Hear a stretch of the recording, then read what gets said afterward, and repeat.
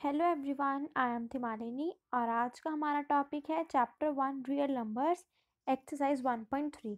और 1.3 शुरू करने से पहले कुछ इसमें कंसेप्ट्स हैं वो देखते हैं। सबसे पहले है prove that under root 2 is irrational. अब हम सबको पता है कि under root 2 is a irrational number, ठीक है, बट हमें क्या करना है, इसको प्रूव करके दिखाना है। So let's start. कैसे शुरू करेंगे हम? Let us assume to the contrary under root 2 is rational. हमने प्रूव करना है कि अंडर रूट 2 इरेशनल है, तो ये प्रूव करने के लिए हम ये एज्यूम कर लेते हैं कि अंडर रूट 2 रैशनल है। इससे क्या होगा, हम ये एज्यूम कर लेंगे कि अंडर रूट 2 रैशनल है, और जब हम इसे आगे सॉल्व करेंगे तो हमारा ये जो कॉन्ट्राडिक्शन हमने लिया है ये क्या हो जाएगा, गलत प्रूव हो जाएगा। तो इसका मतलब कि अंडर रूट 2 एक इरेशनल नंबर होगा। देखते हैं कैसे। Let us assume to the contrary under root 2 is rational. हमने इसका उल्टा मान लिया कि अंडर रूट 2 एक रैशनल नंबर है। तो अगर अंडर रूट 2 एक रैशनल नंबर है, इट मीन्स कि under root 2 is equal to p by q, क्योंकि रैशनल नंबर की डेफिनेशन क्या है, the number that can be represented in the form of p by q. हमने माना कि अंडर रूट 2 रैशनल है, इसका मतलब under root 2 is equal to p by q. Suppose p and q have a common factor other than 1। अब P and Q है, यानी कि क्या प्राइम नंबर तो नहीं है, इसका मतलब पी एंड क्यू के कॉमन फैक्टर जो है वो 1 से, और मतलब 1 के अलावा और भी हैं, ये हमने मान लिया। Then we divide by the common factor to get under root 2 is equal to a by b, where a and B are coprime. अब यहाँ पर ए एंड बी क्या है, को प्राइम। सपोज करो पी बाई क्यू है 3/6। ये मैंने वैसे कुछ एग्जांपल लिया आपको ये वाली लाइन समझाने के लिए, ठीक है। तो इसकी क्या है, अदर देन 1 भी 3 और 6 की क्या है, फैक्टर्स हैं।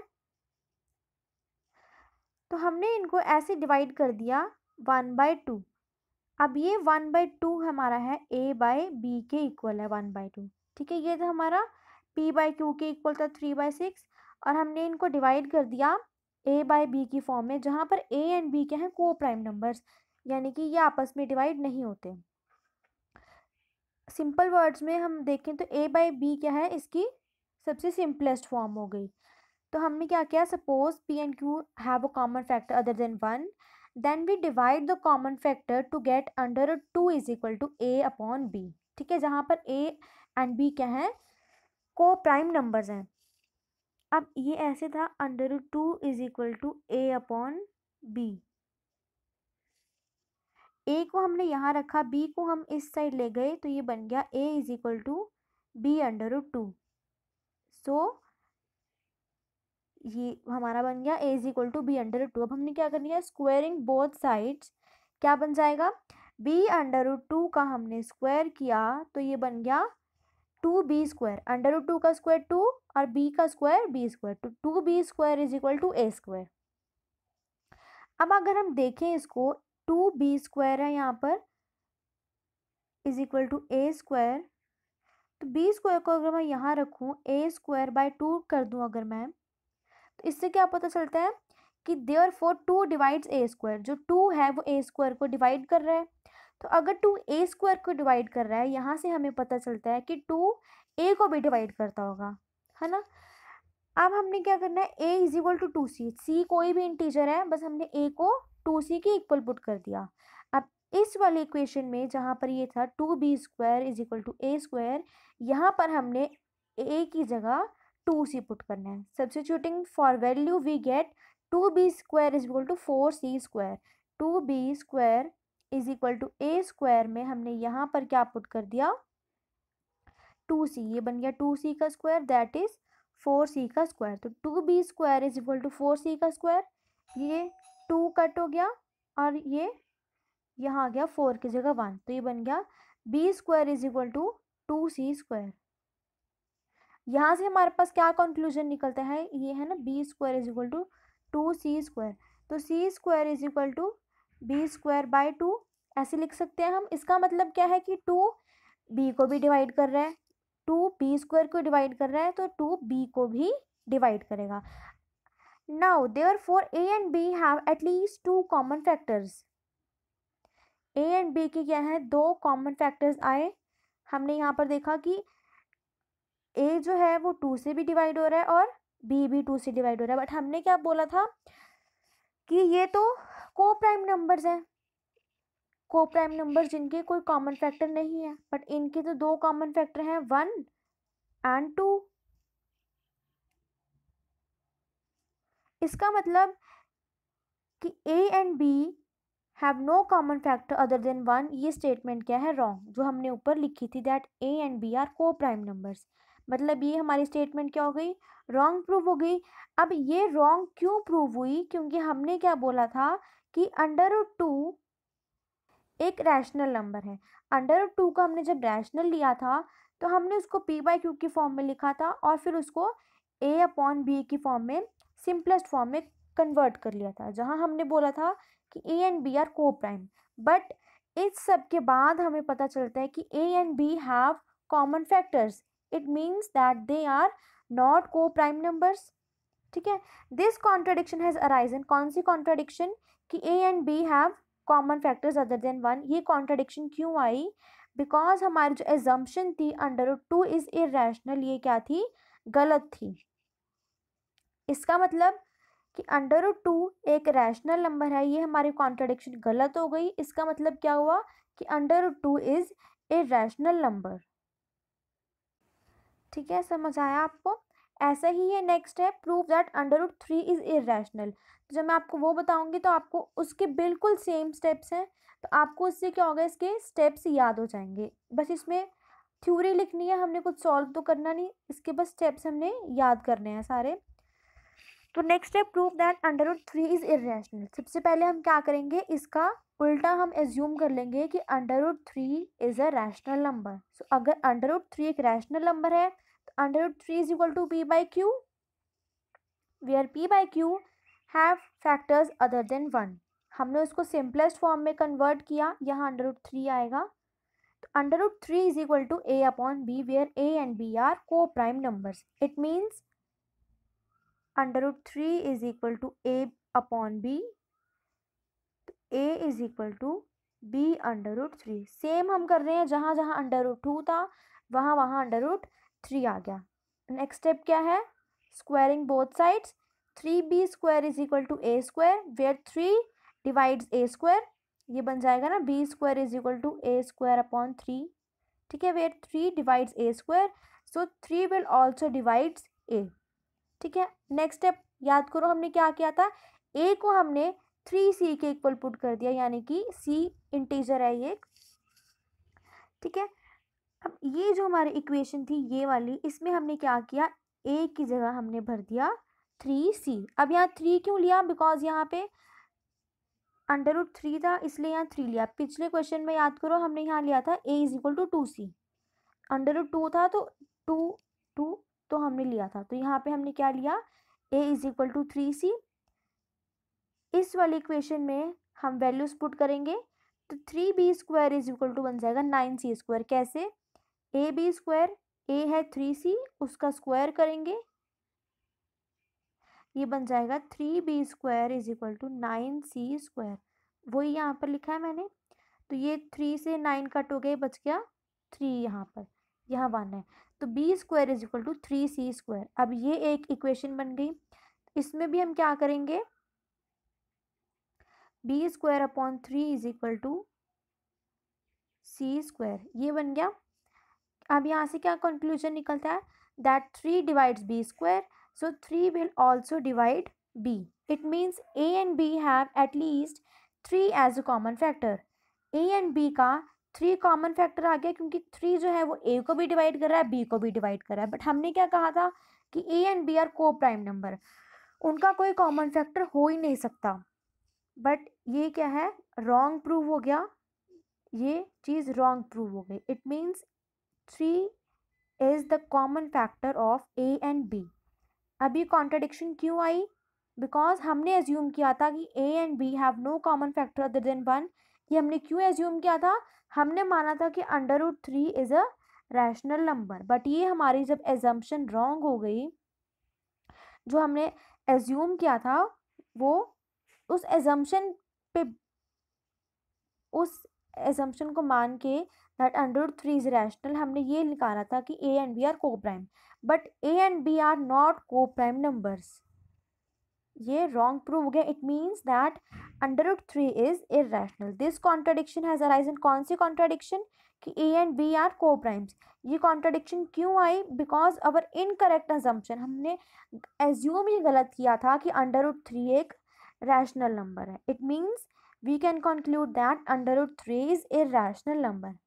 ठीक है, मैं आपको एक बार शॉर्ट में समझाती हूँ। सबसे पहले हमने प्रूव करना था कि अंडर रूट 3 एक इरेशनल नंबर है, तो हमने उसके उल्टा मान लिया कि अंडर रूट 3 एक रैशनल नंबर है। उस जो हमने एज्यूम किया था उस बेसिस पे हमने उसको ए एंड बी को हमने को प्राइम नंबर्स मान लिया। बट जब हमने उसको आगे सॉल्व किया तो ए एंड बी को प्राइम नंबर नहीं आए। इट मीन्स कि अंडर रूट 3 रैशनल नंबर नहीं है। तो अगर अंडर रूट 3 रैशनल नहीं है, इट मीन्स वो इरेशनल होगा, क्योंकि इसके अलावा तो और कोई कैटेगरी नहीं है। ठीक है, तो यहाँ पे ये खत्म होता है। नेक्स्ट हम स्टार्ट करने जा रहे हैं एक्सरसाइज 1.3। इसमें भी सेम इसी के जैसे क्वेश्चन हैं। जैसे है prove that under root 5 is irrational number. Same हम क्या करेंगे, सबसे पहले हम इसका उल्टा सोच लेंगे, एज्यूम कर लेंगे that under root 5 is a rational number. अगर अंडर रूट 5 एक रैशनल नंबर है तो under root 5 is equal to p by q होगा, जहाँ पे हमने मान लिया कि पी एंड क्यू का अदर देन 1 एक कॉमन फैक्टर है। अब वो जो भी कॉमन फैक्टर था उसको हमने सिंपलेस्ट फॉर्म में कन्वर्ट कर दिया, तो under root 5 is equal to A upon B बन गया, जहाँ पर ए and B are coprime numbers. So we get that A is equal to B under root 5। यहाँ से A is equal to B under root 5 हमें मिला। जब हमने A upon B is equal to under root 5 था, जब हम B को इस तरफ लेके गए तो A is equal to B under root 5 हमें मिला। नेक्स्ट क्या करना है, हमने स्क्वायरिंग बोथ साइड्स करनी है। ये बन जाएगा 5b square is equal to A square. अब A square is equal to A square upon 5 is equal to B square. ये 5 हम इस तरफ ले गए। इससे क्या कंक्लूजन निकलता है? That 5 divides A square, so 5 will also divides A. एक ये नंबर 1 मान के छोड़ दो या फिर ऐसे ही छोड़ दो। नेक्स्ट हमने क्या करना है, ए की जगह हमने लिखना है 5c। 5 क्यों लिया हमने यहाँ पे? क्योंकि हमने क्या प्रूफ करना है कि अंडर रूट 5 एक इरेशनल नंबर है, तो 5 लिया हमने यहाँ पर। अब ये जो हमारी इक्वेशन थी ये वाली, इसमें हमने ए स्क्वायर की जगह भर दिया 5c। 5c का स्क्वायर बन जाएगा, तो ये बन जाएगा 5b square is equal to 25c square. अब ये कट हो जाएगा, 1 5 आ जाएगा, तो b square is equal to 5c square. यहाँ से क्या कंक्लूजन निकलता है कि c square is equal to b square upon 5, यानी कि 5 divides b square as well as 5 will also divide b. Therefore a and b have at least 5 as common factor. a and b का 5 common factor है, यहाँ से और यहाँ से देखो, है ना। But this contradicts the fact that a and b have no common factors other than 1। जो हमने ऊपर फैक्ट माना था कि a and B are coprime number, ये उसको काट रहा है, यानी कि उसके ऑपोजिट है ये। बट हमने तो सॉल्व करके दिखाया कि ए एंड बी का 5 एक कॉमन फैक्टर है। इसका मतलब this contradiction has arisen because of incorrect assumption that under root 5 is rational. यहाँ पे रैशनल आएगा, इरेशनल नहीं आएगा। ये कॉन्ट्रडिक्शन क्यों आई? क्योंकि हमने माना था कि अंडर रूट 5 एक रैशनल नंबर है। इट मीन्स हमारी कॉन्ट्रडिक्शन गलत हो गई। So we conclude that under root 5 is a rational number. I hope आपको समझ आया होगा। Next is question number 2. Prove that 3 plus 2 under root 5 is irrational. अभी तक तो हम जैसे under root 3, under root 2, under root 5 ऐसे ले रहे थे, बट अब हमने क्या किया, 3 प्लस इसमें हमने 3 भी जोड़ दिया साथ में और 2 अंडर रूट 5 बन गया ये। तो देखते हैं इसे हम कैसे करेंगे। इसे भी हम सेम करेंगे। 3 प्लस 2 अंडर रूट 5 को हमने इरेशनल नंबर प्रूव करना है, तो हम पहले उसका उल्टा एज्यूम कर लेंगे that 3 plus 2 under root 5 is a rational number. ठीक है, तो वैसे सेम टू सेम लिखेंगे कि 3 plus 2 under root 5 is equal to p by q, where p and q have some common factors other than 1, ठीक है। और उसको सिंपलेस्ट फॉर्म में हमने, जब हम पी एंड क्यू को सिंपलेस्ट फॉर्म में लिखेंगे तो ये बन जाएगा 3 + 2 √5 इज इक्वल टू a/b। यहाँ a और b की जगह x एंड y ले लिया तो वो कोई फर्क नहीं पड़ता, आप कुछ भी ले सकते हैं। तो x एंड y क्या है, को प्राइम नंबर्स हैं।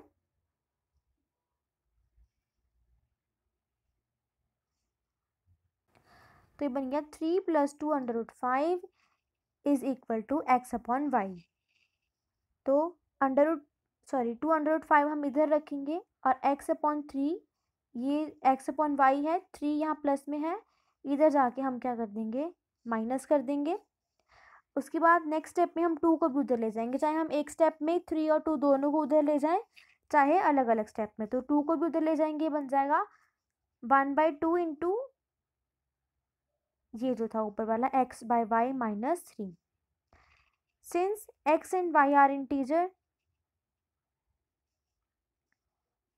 x एंड y क्या है, इंटीजर्स हैं और क्या है, को प्राइम नंबर्स हैं। इसका मतलब कि ये वाली जो साइड है ये क्या हो गई, रैशनल नंबर हो गई, क्योंकि यहाँ कोई अंडर रूट नहीं है, अंडर रूट के अंदर कोई प्राइम नंबर नहीं है। तो हम क्या लिख सकते हैं कि 1/2 ब्रैकेट में x/y - 3 क्या है, एक रैशनल नंबर है। और अगर ये रैशनल नंबर है तो √5 भी रैशनल होगा। क्यों, क्योंकि ये दोनों इक्वल हैं। तो अगर ये रैशनल है इट मीन्स कि √5 भी रैशनल होगा। तो हमने लिख दिया therefore √5 is also rational number, but this contradicts the fact that √5 is irrational। But अभी हमने पहले क्या प्रूव किया कि √5 एक इर्रेशनल नंबर है, तो वो तो हमने प्रूव कर दिया था कि √5 एक इर्रेशनल नंबर है। इट मीन्स कि ये हमारा गलत हो गया, ये कॉन्ट्राडिक्शन हमारी गलत हो गई। इसका मतलब √5 एक इर्रेशनल नंबर है। तो अब ये हमारा सही है कि √5 एक इर्रेशनल नंबर है। तो अगर √5 इर्रेशनल है तो जो उसके इक्वल टू में नंबर है वो भी क्या होगा, इर्रेशनल नंबर, ठीक है। तो ये चीज़ हमने किससे बनाई थी, 3 + 2 √5 से। It means that 3 + 2 √5 is irrational. तो यहाँ पे जैसे लिख दिया है, but this contradicts the fact that √5 is irrational. तो यहाँ पे आप ऐसे भी लिख सकते हैं, या फिर आप √5 को इर्रेशनल यहाँ पर दोबारा भी प्रूव कर सकते हैं, जैसे हमने इसमें किया था पहले। तो आप दोबारा भी कर सकते हैं, या फिर आप लिख सकते हैं but this contradicts the fact that √5 is irrational. ये क्वेश्चंस थोड़े से मुश्किल होते हैं, बस इसमें क्या है, हमें स्टेप्स याद करने पड़ते हैं। तो नेक्स्ट हम देखते हैं question number 3, prove that the following are irrationals 1/√2। इस नंबर को हमने इर्रेशनल प्रूव करना है। तो सबसे पहले late us assume that 1/√2 is rational, उसके ऑपोजिट मान लेंगे। सेम वही, अगर ये रैशनल है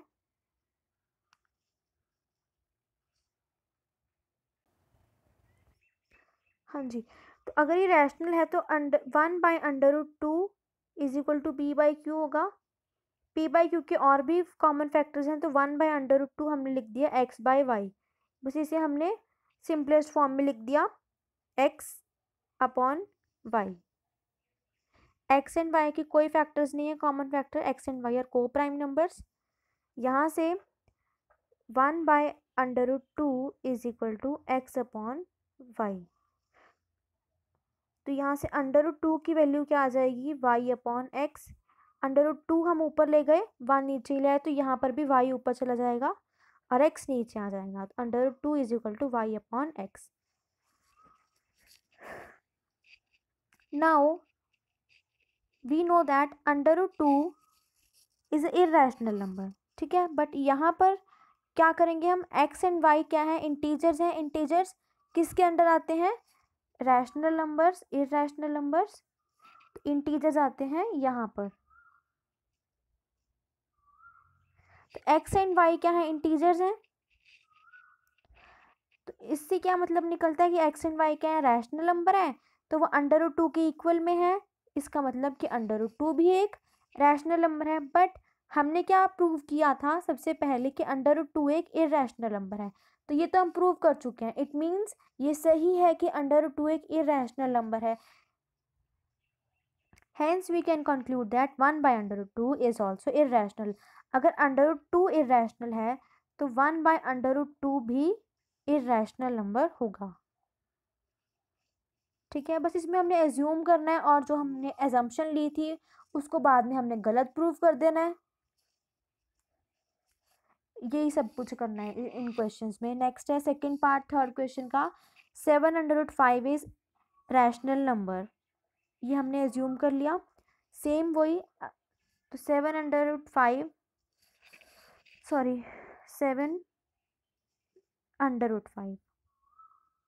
is equal to x upon y बन जाएगा, जहाँ पर x और y क्या है, को प्राइम नंबर्स हैं। तो यहाँ से √5 is equal to x upon 7y ये बन गया। तो x upon 7y, x and y क्या integers, x upon 7y, thus √5 is a rational number which contradicts the fact. ये क्या है, फैक्ट है कि √5 एक इरेशनल नंबर है। और ये कॉन्ट्रडिक्शन क्यों आई, क्योंकि हमने माना था कि 7/5 क्या है, एक रैशनल नंबर है। इसका मतलब ये कॉन्ट्रडिक्शन गलत हो गई कि 7/5 एक रैशनल नंबर है। इट मीन्स कि 7/5 क्या होगा, एक इरेशनल नंबर। नेक्स्ट इसका लास्ट पार्ट है 6 + √2। Let us assume 6 + √2 is rational number. तो 6 + √2 is equal to x upon y, where x and y are co-prime numbers.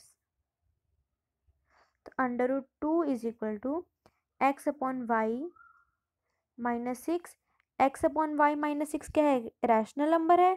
तो यहाँ से क्या आ जाएगा कि √2 भी एक रैशनल नंबर है, बिकॉज क्योंकि दोनों क्या हैं, इक्वल हैं। बट √2 एक इरेशनल नंबर है, ये एक फैक्ट है।